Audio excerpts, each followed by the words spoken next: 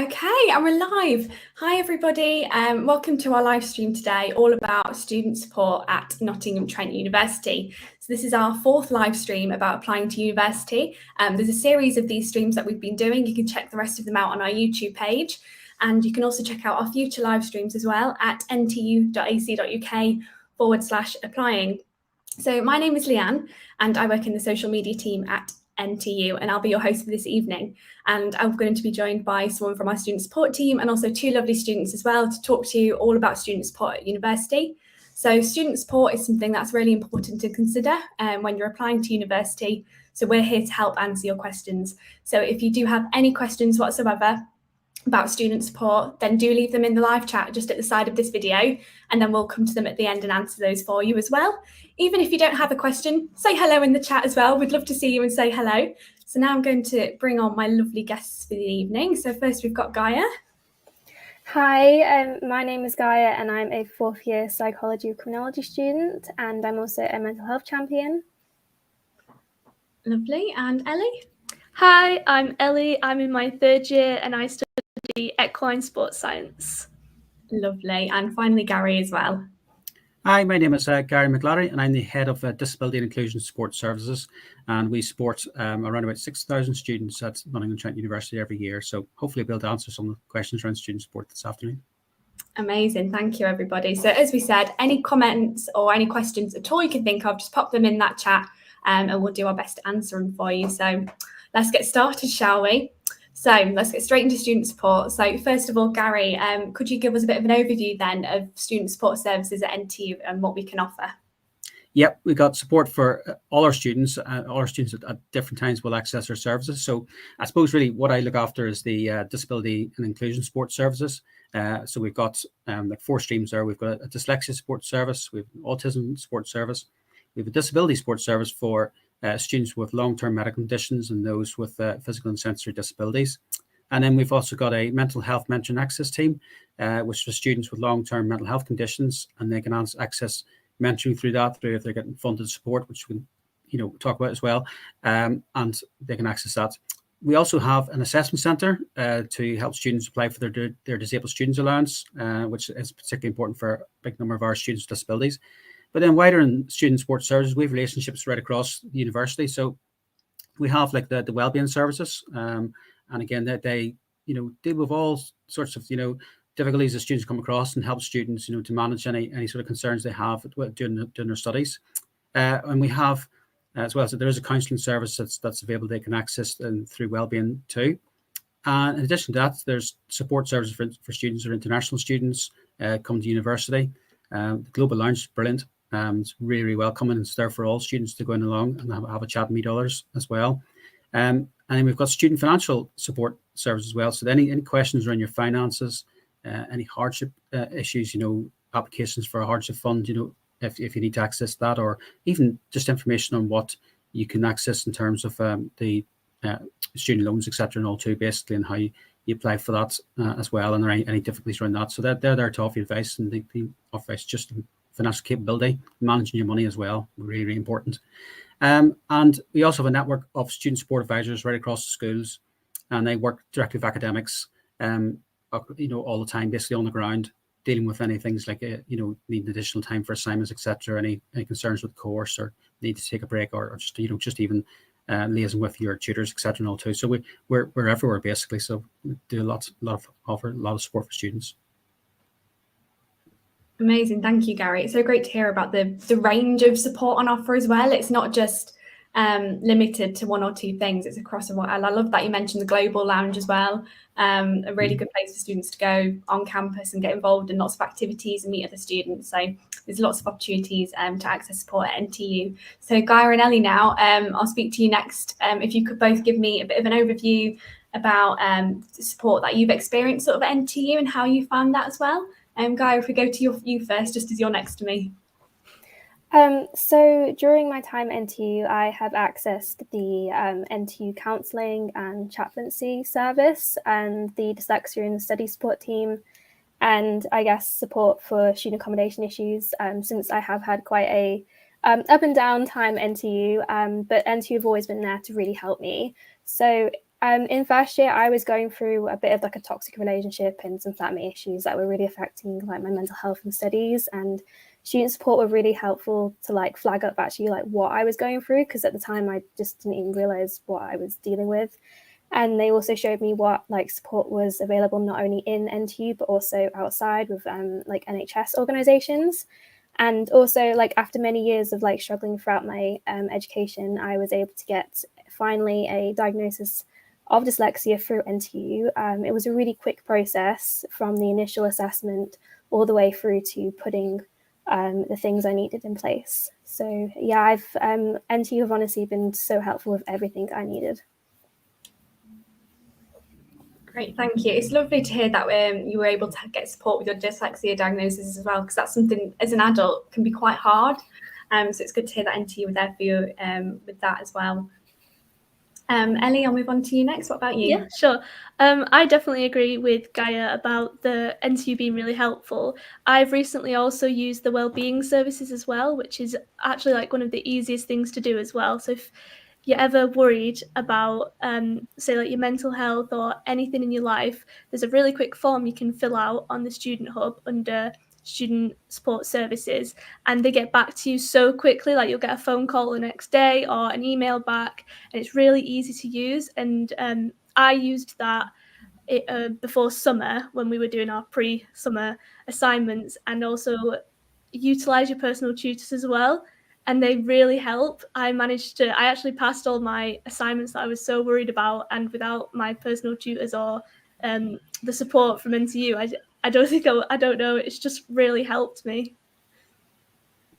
Yeah, that's great to hear. And about the personal tutors as well. Every student is allocated a personal tutor, aren't they, when they come here? Gaia, have you had experience with asking for support from your personal tutor as well? During first year when all the things went down, I didn't even realize that I could take extensions out for this stuff. Like I generally didn't think the things I was dealing with was like bad enough to kind of ask for help. And NTU not only obviously showed me like what like mental health like support I could access, but they also told me that I could go to my tutors. And I think I also have like for my dyslexia, I have a study support officer that I can go to for like extra like exam advice and like essay help, where they literally go through and like read my essay. And as I mentioned with the extensions, they were just so helpful with that. You literally just apply and upload your evidence of what you're going through. And I don't think I would have had so much like more stress if I hadn't had like, you know, those extensions. Like NTU were just so understanding and just like really just there for you, you know. That's good to hear. Lovely. So right, we'll move on to our Q&A now. So we've had some questions already pre-submitted to us in advance. So I'll just wait for the first one to pop on screen so we can answer that for you. Lovely. So the first question we've got, how do students access student support services? So I'll come over to you, Gary, for this first one, if that's okay. Yep, there's different ways. So as a prospective student, you're going to be completing your UCAS applications now, and you'll have the opportunity, particularly if you have a disability, you'll be able to sort of indicate that on your UCAS form. And if you do that at this stage, there's no obligation. There's no impact whatsoever on your application. Never go to the schools or anything like that. It's basically about really what it's there for is that we can write out to them in the summer. We usually start writing students around May, June time, and we invite you in for an advice session, or we want to talk to you about maybe funded support, etc. And realistically, that's the time to get talking to us, because we can help you or advise you in terms of applying for funded support, so we can get your access statement in place, which means you've got exam support set up and all too, if you've had that at school. But it just means it allows us to write to you basically, and hopefully you'll come in and have a chat, and we'll get the support in place before you start, because that definitely makes it much more smoother transition. I mean, it's not an issue, you know, if you come in later to the service, but it always helps to come in during the summer period. And there's other ways you can access them through our website. We have different addresses for different services. So, for instance, for dyslexia support, it's like dyslexia.support. And of course, if there's any specific queries, you know, from the session today, I think I'm going to get them referred across to different services and all too through social media platforms and all too. I will recommend taking a look at the website, Life at NTU. There's loads of good stuff on there around student support services. We put stuff up there as well for welcome and transition and all as well, basically. So that's always updated. We've actually rebranded that website in the last year or so. all the information around disability support is on there, all the different aspects of sport, all the wellbeing support available to student financial support, all the support services there, plus information on accommodation services and all as well, which we liaise with too. So there's different ways of engaging. Of course, you can contact us directly, when we're here as a student, basically. So we always advertise on the screens around campus about how you can contact student support. But my recommendation is certainly, if you're needing support for starting university, then get in contact with us sooner rather than later, and tick that box on Newcastle, and we'll write to you early in the summer and all as well, basically. That's great advice, Gary. Thank you. And now we'll move on to the next question. Okay, so is it too late to access disability support? So I think this is in regards to is it too late to declare it on your UCAS application, but equally when you get to uni, is it too late to access disability support then? I think Gary will come to you for this one as well. Yeah, it's never too late. The students are always welcome. And every week we literally have dozens of students that are declaring, and letting us know that they need support. Ultimately circumstances change for many students. So, for instance, a bit like what Gay has done in terms of getting the access, to get the report done and the diagnosis of dyslexia. It's many students come through us that way. They've had very minimal support at school, but there's maybe some difficulties that they experienced, and they've come across us, got some advice, and we've sort of given advice around diagnosis or how to get that, where it's a medical condition or whatever else, basically. So we will get students always come through the door, even in the final year they'll come through. We'll be able to direct them to some support, and all too advise them what needs to be done. Sometimes the students are referred to us. You might be a student support advisor in the school, or your personal tutor. You may have a discussion with you. You might be talking to your personal tutor about some difficulties you're having on the course, and you may need extensions, etc., to manage a medical condition. Then that'll come through to us. So I say if you've got a disability and you get support at school, let us know early. But if you haven't, but you experience some difficulties or change in circumstances during your time at university, then don't be afraid to come through to us. That's great advice, thank you. And then now on to the next question. Okay, so is there any support for students who feel homesick? So I think this is one for you, Ellie and Gaia. Homesickness is really normal as well to feel as a university student when you first join. It's a big change. So if you are worried about being homesick, it is something that's quite natural, and there is support there for you as well. Gaia, if I come to you first for this one. So as I mentioned before, I am a mental health champion, which is basically, if you're a mental health champion, you're part of a community of students who are passionate about mental health and looking after others. And it's completely voluntary and flexible around your studies. You literally can do as much and as little as you want. You can run basically activities throughout the year for other students, such as coffee mornings, mindfulness walks, and like social media takeovers, and make a TikTok about mental health, for example. And one of the more popular events that we've been doing a lot recently is rock painting, which has just gone really down well with the students at NTU. And these events are just really great if you are isolated or homesick while you're at NTU, because it is very common, especially with all of the current situation, the current climate at the moment with the pandemic. A lot of students have been coming to NTU, or just most universities in general, with feeling so isolated, and it's just the mental health champions are just a great resource to reach out to, as well as other support at NTU. Yeah, they do some really great work, and I'm glad you mentioned the rock painting sessions as well, because I love seeing the photos from them every single time they happen. Ellie, what about you as well? Yeah, there's lots of things that I've learnt to do to combat feeling homesick, because I came from Manchester to Nottingham and I didn't know anyone. I knew no one at all, and I was kind of struggling if you wish to make friends, which is a little bit embarrassing, but everyone experiences it and it's nothing to be ashamed of. And I found getting in a group chat with your course mates, it's hard and it can be a bit awkward at first, but setting up a big group chat with either your flatmates, who you're on your course with, so you have that support system of friends. You have a big group chat. You can arrange nights out and stuff like that. Also, the student union run societies. So if you say games, there is a gaming society, and there's language societies. And I think keeping yourself occupied with things you enjoy is a really good, effective way to combat that like homesickness, because you need to like make yourself feel at home where you are type. So getting those friends and doing things that make you happy will definitely like help combat that homesickness for you. Fantastic advice, Ellie. Thank you. I think we'll move on to the next question now, please. Okay, so we've got one here. So my circumstances have changed. Can I have my access statement reviewed? So I think this is in regards to the UCAS application as well. Gary, I'll come to you for this one.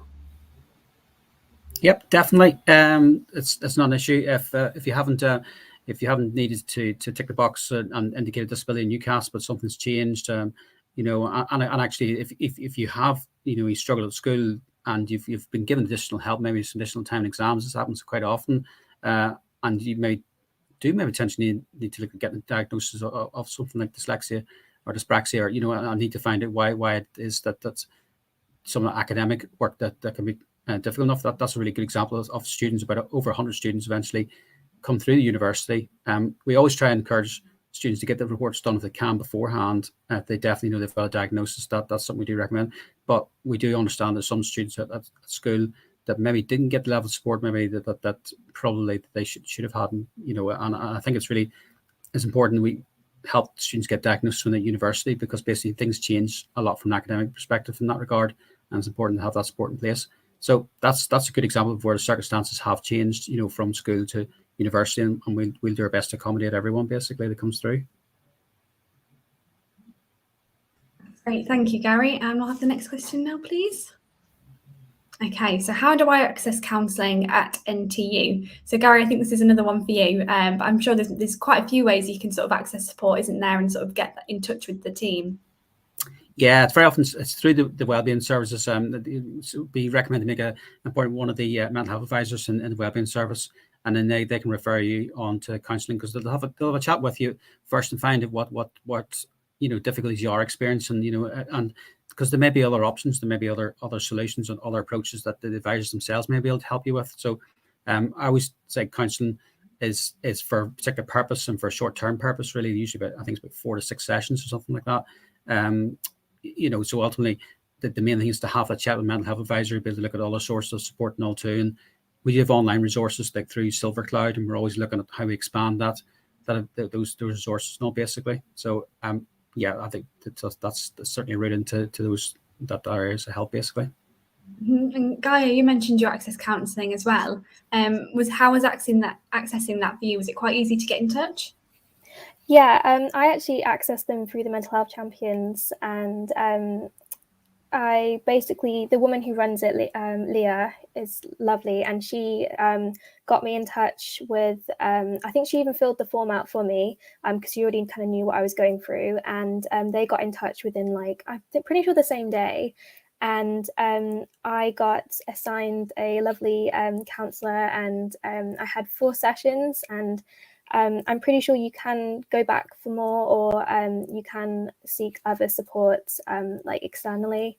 But I found the process just really helpful, and like I never felt judged or like ashamed for like needing help and support. And everyone's just everyone was just so like understanding and just, like I said, lovely. That's great to hear. And we'll move on to the next question then, please. Okay, so what should I do if I'm overwhelmed by the number of deadlines? So I think everybody can input on this one. So this could be, obviously the UCAS deadline's around the corner next month now, it's creeping in, but this could also relate to assignments at school or at university already. So Gary, if we come to you about the sort of support that we can offer, and then Ellie, if you can maybe come in about how you sort of manage having multiple deadlines. Yeah. I think that's something, yeah, and to be honest, actually nearly every student experiences. I think we've all as students, you know, for me it was quite a long time ago, experienced multiple deadlines in a short space of time. So we try and encourage the schools to try and spread them out a little bit as well across the year, more so, but it's not always possible to do that. There's different routes. Your personal tutor always thinks a good place to start as well. You know, particularly if you feel like it's something that can be managed, you need a few days to actually complete the assignments. With different process, we've got need an exceptional circumstance process if you haven't got a disability or haven't got a particular reason, but something's happened in your life that, for instance, that's impacted on your ability to complete that assignment on time and has maybe left you a little bit sort of behind on things. There is that option. So I always recommend speaking to the school. You can also speak to the student support advisors within the school. They can liaise with your academics. I think the main thing is let us know early, basically. As soon as you start to know there's a problem, let us know early. And as I say, those students who have access statements, more often than not, that's actually within that access statement to be considered for extended deadlines. Now, the schools have different approaches to it, really, as such and all too. And it is always better if you can get your assignments in on time and sort of plan out for that and get some support around that, those study skills.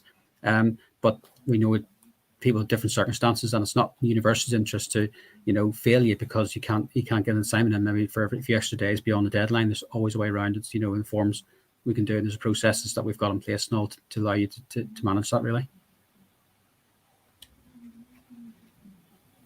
I'm on mute, classic. I know I do that at some point. Thank you, Gary. And Ellie, if you could answer that for us as well, please. Thank you. I want to first say I definitely agree with Gary about getting in touch with your personal tutors, because that's how I got my support. I was having a bit of a rough patch before summer with, let's say, like mental health, just general things happening within my life, and I was like struggling with my studies. Like, as much as I love my degree, we all might have a point in our life where we might struggle a bit, and literally just drop your personal tutor an email, and there is a process called extenuating circumstances, and they can grant you a little bit more time on your assignment. So if you really, really feel like you can't hit the deadline, there's always that blanket of safety to protect you. It's only for if you're really struggling. I think you can only use it for that.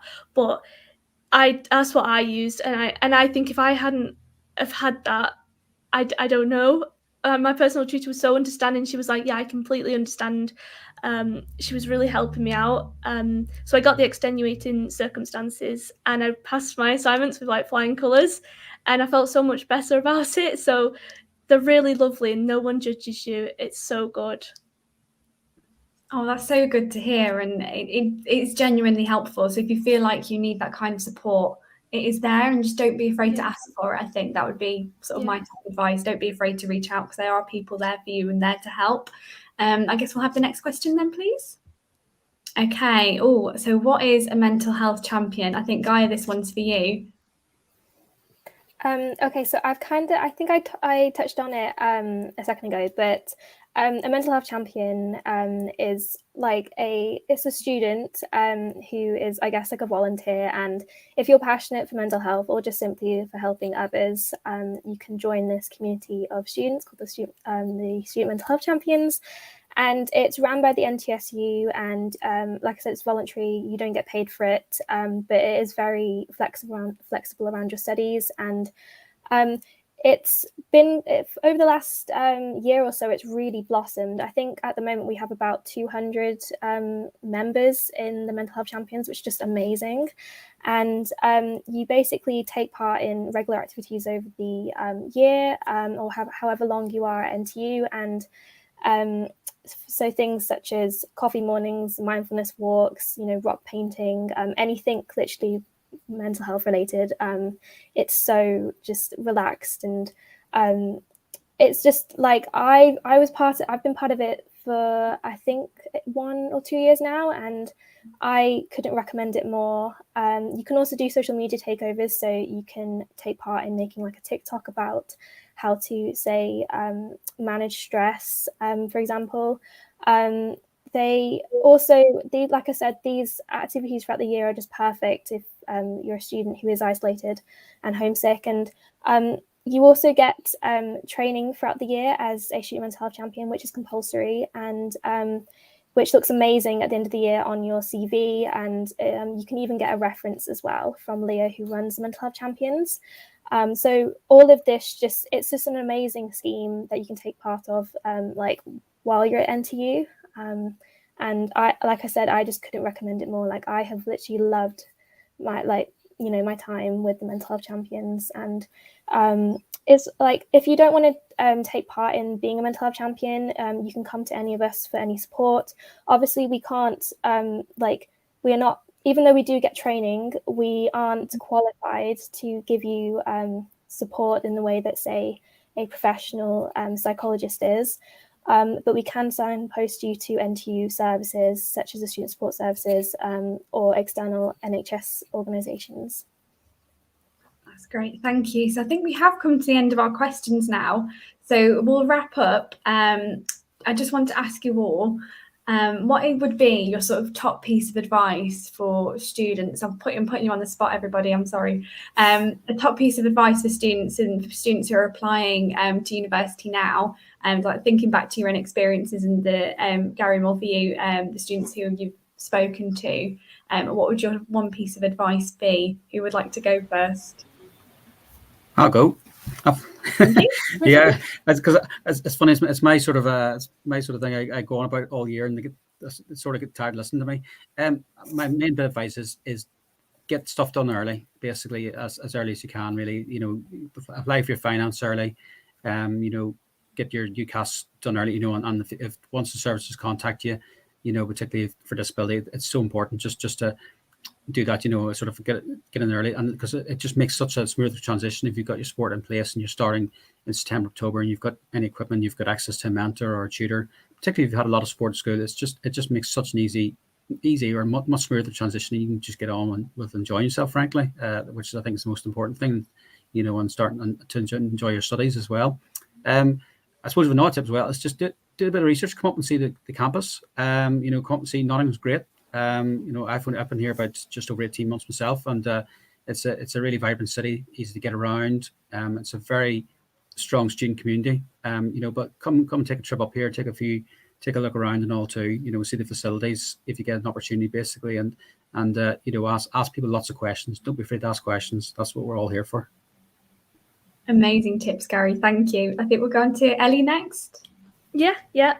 So I've got this is quite a big piece of advice. I think it's really helpful because it's really helped me. It kind of relates to the homesick question. So obviously when you're sat in, say, student accommodation or wherever you're staying, even if it's at home, I recommend arranging, say, like games nights with like your friends. So I have like a big Discord. Discord is like a social media app where you can like video chat and type as well. And with my friends that I don't get to see because they all live in a different part of the country, every Friday we do a games night. So we'll sit down, we'll put our videos on, and we'll play things like Gartic Phone, we'll play Cards Against Humanity, Scribble, Minecraft, stuff like that. And it's just like gives you something to look forward to, like second to your studies. Like, say if you're feeling a bit stressed, you've got on a Friday, you've got your games night with your friends. And I just think that's really helped me because it stopped me from feeling like lonely. And it also just has like support of friends. It's really good. I'd definitely recommend doing something similar. That sounds like so much fun. So many different like games you can play as a group to get to know each other as well, and sort of help you not feel, if you are feeling a bit homesick, then what better way to make some new friends as well. Guy, I'll come to you. What's your tip? I agree with Ellie and Gary. Like I also played a lot of games, especially with this last year since we've all been apart. I actually personally really enjoyed doing Jackbox games where it's like all online and you can take part with your phone, and it's just those were the moments that just like really helped me, get through, say, especially like final year when all the deadlines were like looming. But a piece of advice I'd give is just to really pace yourself, whether that's when you're applying you're applying to university or once you've actually get to university. Like I've noticed whenever I get overwhelmed, because I like to try and be productive as much as I can. And my day-to-day schedule is quite busy, and a lot of the time I do sometimes get a little like overwhelmed, and so I find it really helpful to just break those tasks into little chunks. I actually love using like to-do lists. Like these are just my go-to, and just to like write out all the tasks I have, just to break it down. And it just really helps me because I'm like a visual learner. I think with my dyslexia, I just love to highlight everything and just see it. And once I like can see what I need to do, it just like really reduces the stress. So I think that would be really helpful if you are a student who has got quite a lot of deadlines looming with like UCAS, or like I said, if you're at university and you've got a few essays due, just get everything just get everything that you need to do and write it down on a to-do list or on like a post-it note, and just break it into like little manageable chunks. And that definitely does help personally my stress a lot more. So hopefully that helps as well. That's such good advice. Like, the main piece of advice that my parents gave me when I went to university, and then continued to give me throughout my whole 3 years at university, was break everything down into manageable chunks. And it's just I just love how you've said that quote, because that's exactly what my dad said to me when I went to university. And it really does help, like trying not to look at everything as this big scary thing, but actually if you break it down and set time to do specific things, that can really help sort of manage it as well. So that's the end of our live stream, everyone. So thank you everybody for joining us and watching today, and thank you to Gaia, Ellie and Gary as well for providing your expert advice. If your question wasn't answered in the live stream today, that's not a problem at all. Feel free to get in touch with us as well afterwards. You can contact us on our Facebook page, our Twitter account, and we're also on Instagram as well. So if you send us a direct message on there, we'll do our best to help you as well. So you can find out more information about our future live streams as well, just like this, where we'll have students and staff talking about different aspects of applying to university. We're doing a few more next year as well. So do visit our website at ntu.ac.uk, scrolling across the bottom now, /applying, to have a look at the next live streams coming up, and also to find out a little bit more about applying as well. So thank you everybody for joining us, and we'll see you next time. Bye. Thank you. Bye.